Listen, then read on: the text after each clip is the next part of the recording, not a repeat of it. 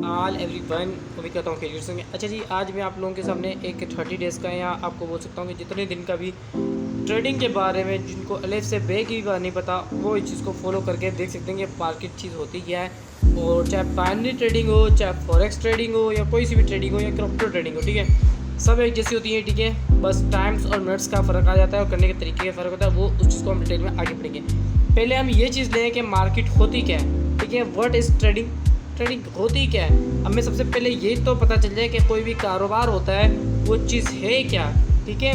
बिलफर्ज मैं आपको एक बात करता हूँ। हम एक जाते हैं मेडिकल की दुकान पे, तो हमें वो पता होता है कि ये दुकान जो है ये मेडिकल शॉप है, ठीक है। यहाँ पे हमें दवाइयात मिलती है।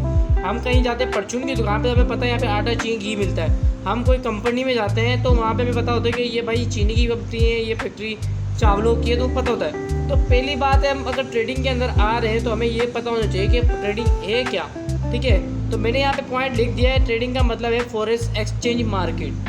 अब फॉरेक्स एक्सचेंज मार्केट का मतलब ये होता है कि आप किसी से लेन और देन कर रहे हो, मतलब कोई कंट्री होती है वो फॉरेन एक्सचेंज करती है, मतलब आपस में जो है ट्रेड कर रही होती है। अब जब कोई कंपनी आपस में जब ट्रेड कर रही होती है तो उसका मतलब ये होता है कि मतलब कि अगर आप लगा दें कि अमेरिका की है हमारे पास करेंसी USD, ठीक है।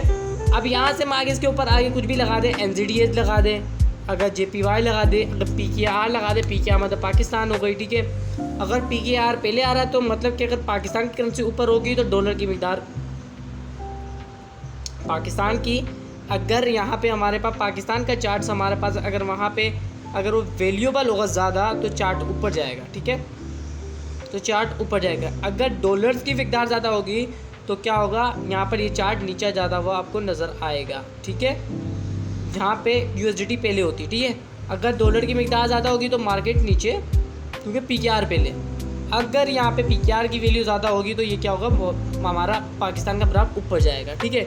तो इसी तरीके से अगर यहाँ पे हमारे पास ये USDT आगे होता है और PKR पीछे होता है तो इसका मतलब ये है कि USDT स्ट्रॉन्ग होगा तो USDT उसको ऊपर ले जाएगा, और PKR वीक हो रहा है उसके आगे तो उसको नीचे ले जाएगा।